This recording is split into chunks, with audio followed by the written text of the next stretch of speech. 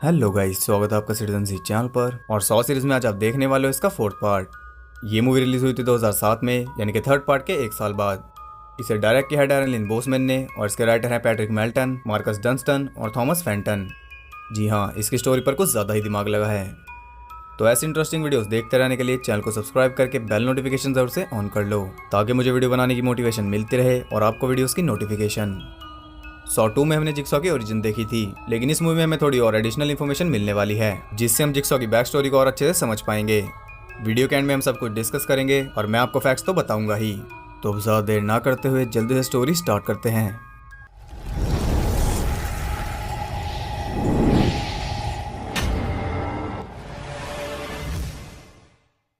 Movie start होती है jigsaw की ऑटोप्सी से। जैसा कि आप जानते ही हैं, पिछले पार्ट में जिक्सॉ मारा गया था। अब इस सीन में सब कुछ एकदम साफ साफ दिखाया गया है। ऐसा लगता है जैसे सच में किसी आदमी का पोस्टमार्टम हो रहा है। पिछले पार्ट की ब्रेन सर्जरी भी इसके आगे कुछ नहीं है। जिक्सॉ के एक एक बॉडी ऑर्गन को बाहर निकाला जाता है। जब उसके पेट को बाहर निकालते हैं तो उसमें से एक टेप निकलती है। आपको याद होगा कि पिछले पार्ट में जिक्सॉ एक टेप पर वैक्स डाल रहा था। ये वही टेप है। वैक्स उसने इसलिए डाली थी ताकि वो इस टेप को आसानी से निगल पाए। इस मूवी की स्टार्टिंग ने हमें सोचने पर मजबूर कर दिया है कि जिक्सॉ का दिमाग आखिर किस लेवल पर चलता था। ये जानकारी पुलिस को दी जाती है और डिटेक्टिव हॉफमैन वहां पहुंच जाता है, जिसे आप पिछले पार्ट में देख चुके हो। वो उस टेप को प्ले करता है और वो टेप उसी के लिए थी। उसके सामने जिक्सॉ की डेड बॉडी पड़ी है, फिर भी जिक्सॉ उससे बात कर रहा है। वो हॉफमैन को कहता है कि उसे भी टेस्ट किया जाएगा। उसके मरने से उसका काम रुका नहीं है, बल्कि अभी तो गेम शुरू हुई है। सीन शिफ्ट होता है और हम देखते हैं कि दो आदमी जिक्सॉ के एक गेम में फंसे हुए थे। एक का नाम है आर्ट ब्लैंक, जिसके होठ सिले हुए हैं, और दूसरे का नाम है ट्रेवर, जिसकी आंखें सिली हुई हैं।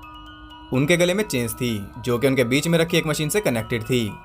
वो मशीन उनकी चेन्स को रोल करके उन्हें खींच रही थी। इससे पहले कि वो दोनों क्रश हो जाएं, उन्हें उन चेन से फ्री होना था, और उनकी चेन्स की चाबी एक दूसरे के पीछे थी। आर्ट तो अपनी चाबी देख लेता है, लेकिन ट्रेवर नहीं देख सकता था, और ना ही आर्ट उसे बता सकता था। अब आर्ट को तो अपनी जान बचानी ही थी, इसलिए वो अपनी चाबी लेने जाता है। लेकिन चाबी लेना इतना आसान नहीं था, क्योंकि ट्रेवर उसे ही कातिल समझ रहा था। चाबी लेने का सिर्फ एक ही तरीका था, और वो था ट्रेवर को जान से मारना। आर्ट बिल्कुल वैसा ही करता है। ट्रेवर को मारकर वो खुद को फ्री कर लेता है। इसके बाद हम देखते हैं स्वैट टीम को, जो कि जिक्सॉ की एक गेम लोकेशन पर पहुंची थी। उस टीम का लीडर ऑफिसर रिक था, जिसे आप पिछले तीनों पार्ट्स में देख चुके हो। उसके साथ हॉफमैन भी था। अब क्योंकि वो जिक्सॉ की गेम लोकेशन थी, इसलिए वो पूरी सावधानी बरतते हैं। वो एक कैमरा डिवाइस से अंदर का जायजा लेते हैं और उन्हें दिखता है जिक्सॉ का विक्टिम, जो कि थी एलिसन, लेकिन असल में वो अमेंडा की विक्टिम थी। वो बिना कुछ सोचे समझे अंदर घुस जाता है, जबकि ये उनके प्रोटोकॉल के खिलाफ था। वहां और भी ट्रैप्स हो सकते थे, लेकिन रिक को लगा कि एलिसन अभी भी जिंदा है और वो उसे बचा सकता है। अफसोस वो जिंदा नहीं थी। एंजल ट्रैप आपको याद ही होगा। इससे रिक को बहुत बड़ा झटका लगा था, क्योंकि पहले उसका साथी एरिक गायब हो गया और अब उसकी दूसरी साथी एलिसन भी मारी गई। वो क्लियरली एक जिक्सॉ ट्रैप लग रहा था, लेकिन उसने जिक्सॉ के रूल्स के हिसाब से काम नहीं किया। इसलिए हॉफमैन सोच रहा था कि शायद ये अमेंडा का काम हो सकता है। तभी वहां दो FBI एजेंट्स, एजेंट स्ट्रैम और एजेंट पेरेस आते हैं। वो एलिसन के पुराने दोस्त थे और वो थोड़े ज्यादा समझदार भी थे। वो दिमाग लगाते हैं कि अपनी आखिरी सांसें गिन रहा आदमी किसी को स्ट्रैप पर कैसे लटका सकता है। हॉफमैन कहता है कि अमेंडा ने उसकी हेल्प की होगी, लेकिन अमेंडा के बस की बात भी नहीं थी। एलिसन को स्ट्रैप में किसी हट्टे कट्टे आदमी ने फंसाया था। अब वो दोनों वहां इसलिए आए हैं क्योंकि उन्हें एलिसन का एक मैसेज मिला था, जो कि था open the door and you will find me, और साथ ही एक चाबी भी थी। हॉफमैन को इस मैसेज के बारे में कोई आइडिया नहीं था। वहां उन्हें एक बुलेट भी मिलती है, जिसे वो फोरेंसिक लैब में भेज देते हैं। रिक एलिसन के कातिल को पकड़ना चाहता था, इसलिए वो थोड़ी इन्वेस्टिगेशन कर रहा था। वो जिक्सॉ की X5 जिल टक की इंटेरोगेशन फुटेज देख रहा था। यह वही औरत है जिसे हमने जिक्सॉ के सपनों में देखा था। यहाँ आप देख सकते हो कि जो अफसर उससे पूछताछ कर रहा है वो हॉफमैन है, और उसके सामने बिली की फोटो रखी है। हॉफमैन उसे जिक्सॉ की डॉल के बारे में पूछताछ कर रहा है। रिक वहां से अपने घर जाता है और वो देखता है कि उसकी वाइफ ट्रेसी सामान पैक करके अपनी मॉम के घर जा रही थी, क्योंकि रिक अपने घर आता ही नहीं। वो जिक्सॉ के केस में बुरी तरह फंसा हुआ है। उधर एजेंट स्ट्रैम और पेरेस भी थोड़ी बहुत छानबीन कर रहे थे। उन्हें पता चलता है कि जिक्सॉ की अपनी खुद की एक कंपनी थी। उसके पास सिविल इंजीनियर की डिग्री भी थी, तभी वो ऐसे परफेक्ट ट्रैप्स बना पाता था। यहाँ हमें ये भी पता चलता है कि उन दोनों का एलिसन का जो मैसेज मिला था उसमें ये भी शामिल था कि दो ऑफिसर खतरे में हैं, लेकिन ये बात उन्होंने हॉफमैन को नहीं बताई। हॉफमैन को खबर मिलती है कि एक हॉस्पिटल में से एक डॉक्टर गायब हो गया है और वो हॉस्पिटल के लिए निकल जाता है। उधर रिक अपने घर पर अकेला था। कोई इसके घर में ही उस पर अटैक कर देता है। यहाँ रिक पर अटैक हुआ है और वहाँ एक पिग मांस वाला आदमी हॉफमैन पर अटैक कर देता है। अब जिक्सॉ भी मर गया और अमेंडा भी, तो ये पिग मांस वाला आदमी कौन है? रिक को होश आता है तो वो खुद को अपने बाथरूम में पाता है। उसे जिक्सॉ का मैसेज मिलता है जिसमें वो बताता है कि एरिक अभी भी जिंदा है। अमेंडा ने तो उसे मरने के लिए छोड़ दिया था, लेकिन जिक्सॉ ने उसे बचा लिया और 6 महीनों से उसे कैद किया हुआ था। यह हम एरिक के साथ हॉफमैन को भी देख सकते हैं। जिक्सॉ बताता है कि एरिक बर्फ के ऊपर खड़ा है। 90 मिनट के अंदर वो बर्फ पिघल जाएगी और एरिक फांसी पर लटक जाएगा। उसके साथ साथ हॉफमैन भी मारा जाएगा, क्योंकि बर्फ पिघलकर जो पानी बनेगा वो हॉफमैन के नीचे जमा होगा और जब वो एक सर्टेन लेवल पर पहुंच जाएगा तो वो इलेक्ट्रिक वायर को टच करेगा और करंट लगने से हॉफमैन मारा जाएगा। रिक हमेशा सबको बचाना चाहता था, ये उसके लिए एक ऑब्सेशन था और इस ऑब्सेशन की वजह से वो कई गलत फैसले भी लेता है, जिसका सैंपल अभी हमने देखा ही था। आज जिक्सॉ से सच में किसी को बचाने का मौका दे रहा है, चॉइस उसकी है। वो देखता है कि उसके लिविंग रूम में पिग मास्क पहने कोई बैठा था। वो एक लड़की थी जो कि उस चेयर से चेन थी। उसके हाथ में एक टेप रिकॉर्डर था। वहां एक वॉल पर लिखा था सी व्हाट आई सी, यानी कि वो देखो जो मैं देखता हूँ। जैसे रिक उसके पास जाता है, एक वीडियो टेप प्ले हो जाती है जिसमें जिक्सॉ से बताता है कि उस लड़के का नाम ब्रेंडा है और वो एक प्रोस्टिट्यूट है। इस वक्त उसे मदद की जरूरत है, लेकिन उसकी मदद करना रिक का काम नहीं है। जिक्सॉ से वहां से चुपचाप चले जाने के लिए कहता है, क्योंकि ब्रेंडा ने कुछ क्राइम्स भी किए हैं। यहाँ रिक को वो देखना है जो जिक्सॉ देखता है, चॉइस उसकी है। क्या वो अपने ऑब्सेशन की तरफ जाएगा या जिक्सॉ की सलाह की तरफ? और वो क्लियरली अपने ऑब्सेशन की तरफ जाता है।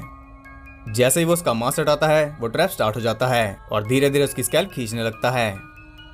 वो स्ट्रैप के ऊपर गोलियां चलाता है, लेकिन कोई फायदा नहीं होता। ब्रेंडा उसे बताती है कि इसके लॉक का कॉम्बिनेशन गियर्स पर लिखा है। रिक जल्दी से उस कॉम्बिनेशन को ढूंढकर ब्रेंडा को फ्री कर देता है, लेकिन उसकी स्कैल्प पहले ही बहुत ज्यादा खींच चुकी थी। कम से कम रिक ने उसकी जान तो बचा ही ली और जान बचाने के बदले में ब्रेंडा एक चाकू से उसके ऊपर हमला कर देती है। वो खुद को बचाने की कोशिश करता है और सेल्फ डिफेंस में ब्रेंडा को जान से मार देता है। अब ब्रेंडा ने ऐसा क्यों किया? जान बचाने के बावजूद उसने रिक पर हमला क्यों किया? क्योंकि जिक्सॉ ने उसे भी एक टास्क दिया था। आपने देखा कि उसके पास एक टेप रिकॉर्डर था। उस टेप रिकॉर्डर से रिक को पता चलता है कि ब्रेंडा का टास्क उसे मारने का था, क्योंकि सिर्फ इसी तरीके से वो अरेस्ट होने से बच सकती थी। और ये टास्क भी उसे तब परफॉर्म करना था जब रिक उसे बचा ले। यानी कि अगर रिक जिक्सॉ की बात मानता और वहां से चुपचाप चला जाता तो ना ही वो ट्रैप स्टार्ट होता और ना ही ब्रेंडा मरती। चॉइस रिक की थी और उसके ऑब्सेशन ने उसे फिर से गलत डिसीजन लेने पर मजबूर कर दिया। रिक को एक बॉक्स मिलता है जिसमें एक मैसेज था, 1 saves a life 1 take it away. उस बॉक्स में 2 चाबियां थी, यानी कि एक जान बचाएगी और दूसरी जान ले लेगी। अब ये सब हम पहले भी देख चुके हैं। जो टेस्ट रिक के चल रहे हैं ये पिछले पार्ट में जेफ के चल रहे थे। इसका मतलब कि जिक्सॉ रिक को भी अपनी टीम में भर्ती करना चाहता है। उनमें से एक चाबी थी अलेक्जेंडर मोटेल के रूम नंबर 261 की। रिक बिना कुछ सोचे समझे उस मोटेल के लिए निकल जाता है। उधर जिक्सॉ के क्राइम सीन पर मिली बुलेट के फिंगरप्रिंट्स रिक के फिंगरप्रिंट से मैच हो गए थे। प्लस रिक के घर से गोली चलने की कंप्लेंट भी रिपोर्ट हुई थी, इसलिए दोनों एजेंट रिक के घर के लिए निकल जाते हैं। रिक के घर में उन्हें ब्रेंडा की लाश मिलती है और साथ ही वहां पर कई सारी फोटोज भी थी, जिनमें हॉफमैन और एरिक की फोटोज भी शामिल थी। यहाँ एलिसन का मैसेज कुछ सेंस बना रहा था कि 2 ऑफिसर्स की जान खतरे में है। वहाँ जिक्सॉ का मैसेज भी था, सी व्हाट आई सी, और वो वैसे ही देखने की कोशिश करते हैं। तब उन्हें एक क्लू मिलता है, 4 वॉल्स बिल्ड अ हाउस। स्वयं बहुत तेज था और वो 1 मिनट में इस क्लू को पकड़ लेता है। उन फोटोज में से वो 4 और फोटोज को निकाल लेता है जो कि जिक्सॉ की एक्स वाइफ जिल टक की थी। वो सीधा जिल टक को पूछताछ के लिए बुला लेते हैं। मीनवाइल हम देखते हैं एरिक और हॉफमैन को, और हम ये भी देखते हैं कि कोई उनकी गेम को कंडक्ट कर रहा था। जिक्सॉ रहा नहीं, अमेंडा बची नहीं, तो फिर वो कौन है? उधर रिक उस मोटेल रूम में पहुंच जाता है। वहां से उसकी वाइफ ट्रेसी की फोटो मिलती है जिसके पीछे लिखा था शी नीडेड यू। वहाँ एक बॉक्स था जिसके अंदर जिक्सॉ का पिग मास्क था, एक टेप रिकॉर्डर और एक फोटो। अगर इस फ्रेंचाइज का नाम 100 के बजाय टेप रिकॉर्डर होता तब भी कुछ गलत नहीं था। वहाँ पर रिक के लिए एक मैसेज भी था, फील व्हाट आई फील, यानी कि वो महसूस करो जो मैं करता हूँ। उस टेप रिकॉर्डर से रिक को पता चलता है कि वो फोटो उस मॉडल के ओनर आइवन लेनेस की है, जो कि अभी काउंटर पर ही खड़ा है और वो एक सीरियल रेपिस्ट है। जिक्सॉ कहता है कि आइवन की लाइफ तुम्हारे हाथों में है, लेकिन आखिर में सिर्फ वो ही अपनी हेल्प कर सकता है। साथ वाले रूम में आइवन के लिए ट्रैप था। रिक को उस ट्रैप तक लेकर जाना था, लेकिन चॉइस उसकी थी। अब वो किसी तरह आइवन को उस रूम में ले आता है। जो दूसरी चाबी उस बॉक्स से मिली थी, जान लेने वाली, उससे वो दरवाजा खुलता है। अंदर आइवन के क्राइम्स की पिक्चर्स भरी पड़ी थी। वहाँ पर एरिक और हॉफमैन की लाइव फीड भी चल रही थी। वहाँ पर रिक को एक और टेप रिकॉर्डर मिलता है जिसके थ्रू जिक्सॉ रिक को बताता है कि आइवन के लिए वो कुछ नहीं कर सकता, जो करना है उसे खुद ही करना है, लेकिन अगर वो चाहे तो उसे ट्रैप की पोजीशन तक ले जा सकता है। रिक के बिना आइवन की गेम शुरू नहीं हो सकती। अब चॉइस उसकी है। आइवन के क्राइम्स को देखते हुए रिक अपनी चॉइस चुन लेता है। वो फोर्सफुली उसे ट्रैप में फंसा देता है। उसके ट्रैप में फंसते रिक को एक मैसेज मिलता है और वो वहां से चला जाता है, लेकिन आइवन की गेम अभी शुरू हुई थी। टाइम पूरा होने से पहले आइवन को अपनी दोनों आंखें फोड़नी थी, नहीं तो उसकी बॉडी के टुकड़े हो जाएंगे। किसी तरह वो एक आंख तो फोड़ लेता है, लेकिन दूसरी नहीं फोड़ पाता, जिस वजह से उसे मरना पड़ता है। अब यहाँ रिक ने बिल्कुल वैसे ही काम किया जैसे जिक्सो के लिए अमेंडा करती थी। पहले वो विक्टिम को लेकर आया, फिर उसने उसे ट्रैप में फंसाया, क्योंकि वो वही फील कर रहा था जो जिक्सो करता है। उसके मैसेज में लिखा था कि टीचर बनो और एक लाइफ बचाओ, वापस वहीं जाओ जहाँ से ये सब शुरू हुआ था। अब रिक इस टीचर वाले हैंड को पकड़ लेता है। कुछ टाइम पहले वो एक स्कूल में गया था, जहाँ उसे पता चला कि एक लड़की को उसका फादर ही अब्यूज करता है, लेकिन वो कुछ कर नहीं पाया, क्योंकि उस लड़की ने डर के मारे कुछ बोला ही नहीं, और उसकी मॉम भी चुप थी, क्योंकि वो आदमी उसे भी अब्यूज करता होगा। उस आदमी का नाम था रेक्स और उसकी वाइफ का नाम था मॉर्गन। ये तो हो गया पास्ट। अब आ जाते हैं प्रेजेंट में। उधर सैम जिल से पूछताछ कर रहा था। जिल उसे बताती है कि गिडियन ही जिक्सो के लिए सब कुछ था। गिडियन उनके होने वाले बच्चे का नाम था। अब यहाँ में फिर से पास में जाना पड़ेगा। एक दिन जिल अपने क्लिनिक को बंद करके वापस जा रही थी और जिक्सो बाहर कार में उसका वेट कर रहा था। तब जिक्सो के पास एक लड़की आती है जिसे आप सबने पहले भी देखा है। ये एडिसन है, जो सेकंड पार्ट में जिक्सो की गेम का हिस्सा थी। यहीं पर जिक्सो ने उसे नोटिस किया होगा। उधर जिल क्लिनिक से बाहर आ रही थी, तभी सीसिल नाम का आदमी चोरी के इरादे से अंदर घुस जाता है। चोरी तो वो कर ही लेता है, लेकिन जाते जाते वो गलती से जिल के पेट पर दरवाजा दे मारता है, जिससे उसका मिसकैरेज हो जाता है। गिडियन के मरने के बाद से जिक्सो पूरी तरह बदल गया। ये थी जिक्सो के बारे में थोड़ी एडिशनल इन्फॉर्मेशन। अब फिर से आ जाते हैं प्रेजेंट में। सैम को इंटरोगेशन बीच में ही रोकनी पड़ती है, क्योंकि उन्हें एक और क्राइम सीन की रिपोर्ट मिली थी, और वो क्राइम सीन है आइवन का। सैम और पेरेज वहां पहुंचते हैं और उन्हें पता चलता है कि वो रूम एक लॉयर के नाम पर बुक्ड है, जो है आर्ट ब्लैंक। जी हाँ, जिसे हमने स्टार्ट में देखा था। वो उसकी इन्फॉर्मेशन निकालते हैं और उन्हें आर्ट की एक प्रॉपर्टी के बारे में पता चलता है। जब वो वहां जाते हैं तो उन्हें दो फाइल्स मिलती है। एक के ऊपर एलिसन वाला मैसेज था और दूसरे के ऊपर वार्निंग थी। उन फाइल्स में क्या था ये तो हमें नहीं दिखाया जाता, लेकिन उन्हें देखने के बाद वो समझ जाते हैं कि जिन दो ऑफिसर्स की जान को खतरा है वो एरिक और हॉफमैन नहीं बल्कि वही दोनों हैं। इसके बाद हम देखते हैं एरिक और हॉफमैन को, और यहाँ में वो आदमी भी दिखाया जाता है जो उनकी गेम को कंडक्ट कर रहा है, और वो है आर्ट ब्लैंक। आपको रेक्स तो याद ही होगा, आर्ट ब्लैंक उसी का लॉयर था। उधर रिक पहुंच जाता है उसी स्कूल में जहाँ रेक्स वाला केस हुआ था।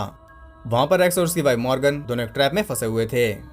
वहां पर रिक के लिए जिक्सॉ का मैसेज था, सेव एज आई सेव, यानी कि वैसे बचाओ जैसे मैं बचाता हूँ। रिक देखता है कि रेक्स ऑलरेडी मर चुका था, लेकिन मॉर्गन जिंदा थी। वो कहते हैं कि मैं गेम जीत गई। अब यहाँ पहले उनकी गेम समझ लेते हैं। कुछ मेटल स्पाइस उन दोनों की बॉडी के आर पार थे। जिंदा रहने के लिए उन स्पाइस को निकालना था, लेकिन वो एकदम सीधे नहीं थे। मॉर्गन की बॉडी में वो ऐसे पॉइंट्स पर थे जहाँ से ज्यादा ब्लड लॉस नहीं होता, लेकिन रेक्स की बॉडी में वो सब मेजर आर्टरीज के आर पार थे। यानी कि अगर वो ऐसे ही खड़े रहे तो दोनों ही ब्लड लॉस से मर जाएंगे। लेकिन अगर मॉर्गन ने वो स्पाइस निकाल दिए तो रेक्स तो मर जाएगा, लेकिन वो बच सकती है। रेक्स की लाइफ मॉर्गन के हाथ में थी, और उसने क्या चुना ये आपने देख ही लिया। अब रिक के पास उसके लॉक की चाबी थी, लेकिन आपने जिक्सॉ का मैसेज पढ़ ही लिया। उसे वैसे हेल्प करनी थी जैसे जिक्सॉ करता है। और क्या आप बता सकते हैं कि जिक्सॉ कैसे हेल्प करता है? एक चांस देकर। उसका लॉक खोलने के बजाय वो उसे चाबी दे देता है और खुद अपनी हेल्प करने के लिए कहता है। वहां से ट्रेसी की फोटो भी मिलती है, जिसके पीछे लिखा था गो होम, लेकिन इसका मतलब कुछ और है, जिसे रिक समझ जाता है। वो वहां से चला जाता है और जाते जाते वो फायर अलार्म भी ऑन कर देता है, जो कि मेरे ख्याल से जिक्सॉ का तरीका नहीं हुआ। स्वयं और पेरेज स्कूल में पहुंचते हैं और उन्हें पता चलता है कि अभी तक जितने भी लोग जिक्सॉ के ट्रैप में फंसे हैं उन तीनों का लॉयर आर्ट ब्लैंक ही था, लेकिन मोस्ट इंपॉर्टेंटली वो जिल टक का भी लॉयर है। उन्हें आर्ट की दूसरी प्रॉपर्टी का एड्रेस मिलता है, जिसकी आधी मालकिन जिल टक थी। इससे पहले कि वो वहां जाते उन्हें स्कूल में ही बिली मिल जाता है। उसका टेप रिकॉर्डर प्ले करने पर उन्हें पता चलता है कि वो मैसेज पेरेज के लिए है। जिक्सॉ से कहता है कि कुछ ही देर में एजेंट स्वयं एक इनोसेंट आदमी को मारने वाला है। वो पेरेज को कहता है कि तुम्हारा नेक्स्ट मूव क्रिटिकल है। इसके बाद वो ओपन द डोर बोलने लगता है। पेरेज को कुछ समझ नहीं आता, इसलिए वो पास से सुनने की कोशिश करती है। तभी बिली का फेस ब्लास्ट हो जाता है और उसके टुकड़े पेरेज के फेस में धंस जाते हैं। जिक्सॉ ने उसे बताया था कि उसका नेक्स्ट मूव क्रिटिकल है, लेकिन वो समझ नहीं पाई। उसे हॉस्पिटल भेज दिया जाता है और अब इस केस पर अकेला स्वयं बचा है। उधर आर्ट उन दोनों को बताता है कि उन्हें सिर्फ टाइम पूरा होने का वेट करना है। एक और आदमी का टेस्ट चल रहा है। अगर टाइम पूरा होने तक उसने टेस्ट कंप्लीट कर लिया तो वो तीनों ही बच जाएंगे। यहाँ जिस आदमी की बात हो रही है वो रिग ही है, और यहाँ में ये भी पता चलता है कि आर्ट भी जिक्सॉ का विक्टिम है। वो अपनी मर्जी से ये गेम कंडक्ट नहीं कर रहा, ये उसका टास्क है। उन्हें सब कुछ बता देने के बाद वो एरिक को एक गन और एक बुलेट देता है। इनकेस वो टाइम पूरा होने तक नहीं रुकना चाहता तो वो खुद को मार सकता है। उधर स्वयं बहुत गुस्से में था। वो जिल से आखिरी बार पूछता है कि आर्ट ब्लैंक कौन है। वो बताते हैं कि आर्ट जिक्सॉ का फ्रेंड और उसका बिजनेस पार्टनर था।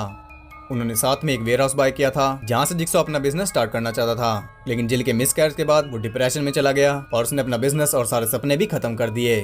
उसने आर्ट के साथ भी काम बंद कर दिया। कुछ दिन बाद उसे पता चला कि उसे कैंसर है और वो मरने वाला है। इसके बाद क्या हुआ वो आप जानते ही हो। यहाँ हमें ये भी पता चलता है कि बिली को उसने अपने बेटे गिडियन के लिए बनाया था, तभी उसे बिली से इतना लगाव है। कैंसर का पता चलने के बाद जब जिक्सॉ ने अपनी जान लेने की कोशिश की थी, उसके बाद जिल उसके पास गई थी, लेकिन तब तक वो अपना रास्ता चुन चुका था। वो अपने बेटे के कातिल सीसिल को सजा दे चुका था। पहले उसने सीसिल को पकड़ा और सीसिल को उसने पकड़ा था एक चाइनीज फेस्टिवल में जिसका नाम है ईयर ऑफ द पिग। वहाँ ढेर सारे पिग मास्क थे और जिक्सॉ ने एक पिग मास्क पहनकर उसे पकड़ा था, जो कि थोड़ा नकली लग रहा है, लेकिन वहाँ असली वाले भी पड़े थे जो उसके पिग मास्क जैसे ही हैं। और वहाँ एक पिग मास्क पर हम स्पाइरल भी देख सकते हैं जैसे कि बिली के गाल पर होते हैं। स्पाइरल का भी इस फ्रेंचाइज में बहुत बड़ा रोल है क्योंकि जो 9th फिल्म आ रही है उसका नाम स्पाइरल ही है। साथ ही वहाँ वो सब आर्टिफैक्ट्स भी थे जिन्हें हमने पिछले पार्ट में देखा था। सीसिल को जिस ट्रैप में फंसाया गया था उसका नाम है द नाइस चेयर। ये भी एक एंशिएंट टॉर्चर डिवाइस से इंस्पायर्ड है। उससे बाहर निकलने के लिए सीसिल को अपने फेस से नाइस को पुश करना था, इतना पुश करना था कि वो फ्री हो सके। अब फ्री तो उसे होना ही था, इसलिए वो नाइस को पुश करने लगता है और सरप्राइजिंगली वो फ्री भी हो जाता है। लेकिन फ्री होते ही वो जिक्सॉ के ऊपर अटैक करता है और दूसरे ट्रैप में फंसकर मर जाता है। ये वही ट्रैप है जिसे जिक्सॉ ने फर्स्ट पार्ट में यूज किया था। अब जिक्सॉ के इरादे जानकर जिल उससे दूर चली गई थी और ऐसे इन दोनों की कहानी का एंड हुआ था। यहाँ हमने जिक्सॉ के सबसे पहले विक्टिम को देखा और साथ ही कुछ ट्रैप्स को भी देखा जो आगे यूज किए गए हैं। जिल की बातें सुनकर सैम अपना दिमाग चलाता है और उसे फाइनली वो क्लू मिल जाता है जिसका हिंट उसे सबसे पहले मिला था। उसे जाना है उसी वेयर हाउस में जो जिक्सॉ और आर्ट ने मिलकर खरीदा था। इससे हमें यह भी समझ आता है कि रिक भी वहीं पर गया है क्योंकि उसे भी यही क्लू मिला था। इस जी का मतलब है गिडियन, जो कि जिक्सॉ के अनबॉर्न चाइल्ड और उसकी कंपनी का नाम था। सैम उस वेयर हाउस के लिए निकल जाता है और रिक तो वहाँ ऑलरेडी पहुंच चुका था। वहाँ रिक को एक मैसेज मिलता है। अब जिस वेयर हाउस में वो है वहीं पर एरिक और हॉफमैन भी हैं। एरिक के ऊपर 2 बड़े आइस ब्लॉक्स लगे हुए हैं। अगर टाइम पूरा होने से पहले कोई इस दरवाजे को खोल देता है तो वो आइस ब्लॉक्स एरिक के फेस को क्रश कर देंगे। अब आप रिक को मिले मैसेज का मतलब समझ ही गए होंगे। आगे उसे एरिक और हॉफमैन के आईडी कार्ड्स मिलते हैं और साथ ही एक मैसेज भी था। स्ट्रैम भी वहां पहुंच जाता है। उसे कुछ आवाज सुनाई देती है और वो उसी तरफ बढ़ता है। रास्ते में उसे एक चाबी मिलती है जिसकी की चेन में एक फैमिली फोटो थी और ये फोटो है जेफ की फैमिली की जिसे हमने पिछले पार्ट में देखा था। अब एरिक की जान को 2 लोगों से खतरा था, रिक और स्ट्रैम से।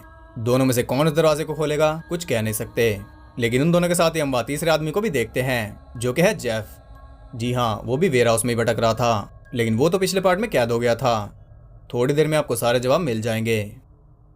वो तीनों ही आगे बढ़ रहे थे और तीनों ही एक एक दरवाजे तक पहुंच जाते हैं। दरवाजे को खोलकर जेफ अंदर जाता है और उसके अंदर जाते ही उसे लिन मिलती है जिसे गोली लग चुकी थी और वो गोली मारी थी अमेंडा ने।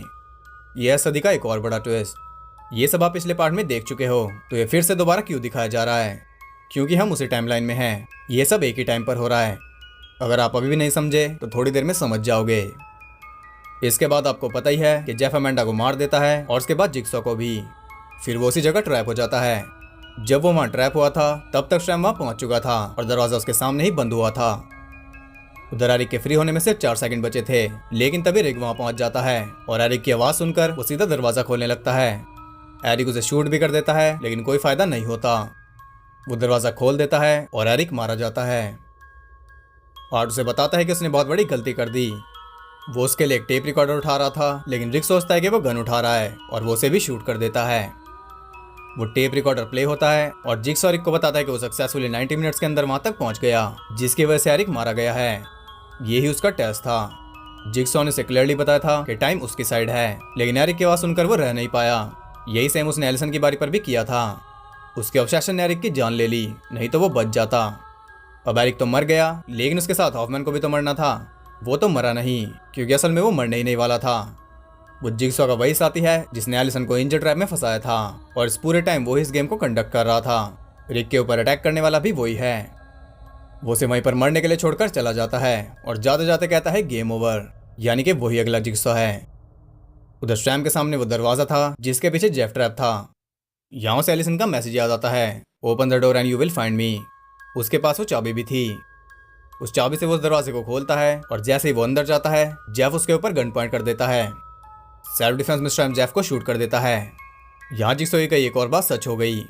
उसने पेरेस को कहा था कि कुछ ही देर में सैम एक इनोसेंट आदमी को मार देगा। वो इनोसेंट आदमी जेफ ही है, क्योंकि आपको याद होगा कि उसकी गन में सिर्फ एक ही गोली थी जिससे उसने अमेंडा को मार दिया था। यानी कि उसकी गन खाली थी। स्टैम ने उसे कोई चांस ही नहीं दिया। अभी वो कुछ समझ भी नहीं पाया था कि तभी हॉफमैन दरवाजा बंद कर देता है और वो अंदर ही ट्रैप हो जाता है। इसके बाद हम आ जाते हैं फिर से मॉर्ग में, जहाँ जिक्सॉ की ऑटोप्सी हो रही थी और हॉफमैन उसके पेट से निकले टेप को सुन रहा था, जिसमें जिक्सॉ कहता है कि उसे भी टेस्ट किया जाएगा और जिक्सॉ का काम उसके मरने से नहीं रुकने वाला। इसी के साथ यहाँ ये मूवी एंड हो जाती है। तो ये मूवी अब तक की सभी 100 मूवीज में सबसे ज्यादा शॉकिंग है, क्योंकि असल में 103 का सीक्वल नहीं है, बल्कि ये 102 का सीक्वल है। इसकी टाइमलाइन एग्जैक्ट थर्ड पार्ट वाली है, यानी कि जब जेफ के टेस्ट चल रहे थे तभी रिक के टेस्ट चल रहे थे, जब लिन अपना काम कर रही थी तभी स्टैम भी अपना काम कर रहा था, और इस पूरे टाइम एरिक और हॉफमैन वहाँ फंसे हुए थे। ये दोनों मूवीज मिलकर एक मूवी बनाती है। इस मूवी का सिर्फ ओपनिंग और एंडिंग सीन ही प्रेजेंट में है, बाकी पूरी मूवी पास्ट में है। यानी कि जब इस मूवी के इवेंट्स हो रहे थे तब जिक्सॉ जिंदा था, लेकिन हमें इस बात की भनक तक नहीं लगी। हालांकि फिल्म में कई सारे क्लूज थे हमें बताने के लिए कि कुछ तो गड़बड़ है। जैसे हॉफमैन को खबर मिलती है कि एक हॉस्पिटल से एक डॉक्टर गायब हो गई है, वो डॉक्टर लिन ही थी, और यहाँ हॉफमैन के हाथ में एक टॉय था जो कि जेफ की बेटी कॉर्बेट का है, यानी कि हॉफमैन जानता है कि कॉर्बेट कहाँ है। अब यहाँ आपको सबसे मेजर ट्विस्ट क्लियर हो गया होगा। मूवी में एक क्लू बहुत ज्यादा दिखाया गया और वो था ओपन द डोर। लास्ट में जाकर वो स्टैम के काम आया। एक सीन में उन्हें 2 फाइल्स मिली थी, जिसमें से एक के ऊपर मैसेज था और दूसरे के ऊपर वार्निंग। मैसेज तो आपको समझ आ ही गया कि वो स्टैम के लिए था, और वो वार्निंग थी पेरिस के लिए, क्योंकि अगर वो पीछे हट जाती तो वो बिली के फटने से बच जाती। एक तो इस मूवी में इतने बड़े बड़े ट्विस्ट हैं और वहीं साथ में इतनी छोटी छोटी डिटेल्स भी हैं। और मूवी में एक चीज अभी भी मिसिंग रह गई, हमें तान्या का कुछ पता नहीं चला। रिक को बार बार उसकी फोटोज मिल रही थी, लेकिन एंड तक भी उसका कोई पता नहीं चल पाया। तान्या का क्या हुआ ये आपको आगे पता चलेगा। अब थोड़ी बात कर लेते हैं रिक के बारे में। मूवी के स्टार्ट में हमने देख लिया था कि किसी को बचाने के चक्कर में रिक सारे कोड्स भूल जाता है, जिससे उसकी तो जान जा ही सकती है, साथ ही उसकी वजह से दूसरे की भी जा सकती है, और एंड में यही हुआ। अब आप सबके मन में ये सवाल भी जरूर होगा कि असल में रिक को करना क्या था। इसका जवाब सिंपल है, उसे कुछ भी नहीं करना था। वो ये सोचता था कि वो दूसरों को बचा सकता है, जबकि जिक्सॉ इसका उल्टा सोचता था। वो सोचता था कि सिर्फ हम ही खुद को बचा सकते हैं। जिक्सॉ ने रिक को उसका ऑब्सेशन खत्म करने का एक चांस दिया था, चॉइस उसकी थी। अब ऑब्सेशन खत्म करने के लिए उसे क्या करना था?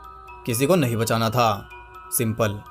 वो आराम से चादर ओढ़कर सो सकता था, उसे कुछ भी नहीं करना था, ना ही वो कहीं ट्रैप था। वो अपने घर में था और एकदम फ्री था, लेकिन उसे एक जिंदा दिख गया था और उसका ऑब्सेशन ट्रिगर हो चुका था, इसलिए वो खुद इधर से उधर भागता फिर रहा था। पहले ट्रैप में भी उसे कुछ नहीं करना था, उसे ब्रेंडा को वैसे ही छोड़ देना था, लेकिन उसने नहीं छोड़ा। दूसरे ट्रैप में उसका कोई रोल नहीं था, उसे वहां पर होना ही नहीं था। जिक्सॉ का कोई रिश्तेदार नहीं लगता, फिर भी उसने जिक्सॉ का काम किया आइवान को ट्रैप करके, जो कि हॉफमैन भी कर सकता था। तीसरी गेम तो उसके जाने से पहले ही पूरी हो चुकी थी। अगर वो वहां नहीं जाता तब भी मॉर्गन बची जाती, क्योंकि स्कूल तो सुबह खुलना ही था, और फाइनल टेस्ट में तो उसकी बिल्कुल भी जरूरत नहीं थी, उसे वहां होना ही नहीं चाहिए था। वो जबरदस्ती जिक्सॉ गेम्स का हिस्सा बना। एंड में उसका ऑब्सेशन भी खत्म हो गया और वो खुद भी। अगर वो अपने घर में आराम से सो जाता तो उसे अगले दिन एरिक जिंदा मिलता। सोना तो खैर मजाक हो गया, लेकिन अगर वो जाकर शैम से ये सब डिस्कस करता तब और भी लाइफ्स बच सकती थी, जैसे कि पेरिस की, आर्ट की, एरिक की, जेफ की, उसकी और शैम की भी। जिक्सॉ ने सबसे पहले मैसेज में उसे कह दिया था कि चॉइस उसकी है, और देखो उसकी चॉइस ने कितनी जाने ले ली। तो इस मूवी में हमें जिक्सॉ के बारे में थोड़ी और इन्फॉर्मेशन मिली। हमें बिली से उसके लगाव के बारे में पता चला, और ये भी पता चला कि वो ऐसे ड्रेस बना कैसे लेता है और उसका पहला विक्टिम कौन था। आई होप आपको यहाँ स्टोरी पूरी तरह क्लियर हो गई होगी। तो अब बात करते हैं इस फिल्म से जुड़े इंटरेस्टिंग फैक्ट्स के बारे में। इसका बजट था $10 मिलियन और इसने बिजनेस किया था $139.4 मिलियन का, जो कि पिछले दोनों पार्ट से कम है।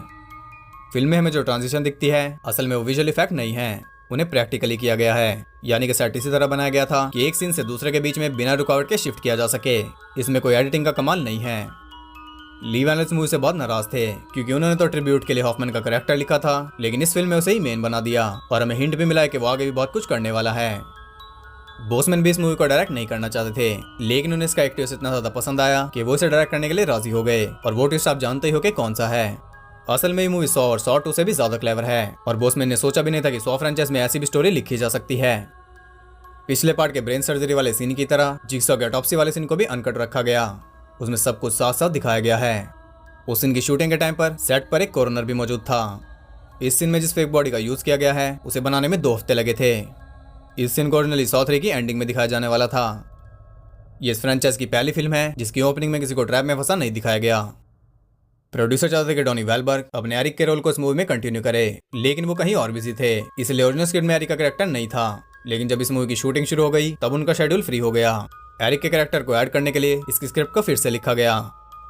यूएस और कनाडा में ये लायंसगेट की 6th हाईएस्ट ग्रोसिंग फिल्म है। इसे 32 दिनों के अंदर शूट कर लिया गया था और इसे थिएटर्स में भेजा गया था एंजल फिश के नाम से। ये इस फ्रेंचाइज की दूसरी फिल्म है जिसमें कुछ एक्सटीरियर शॉट भी हैं। इसके अलावा सॉ 2 में कुछ बाहर के सीन्स थे, बाकी सब एक ही वेयर हाउस में बनी हैं।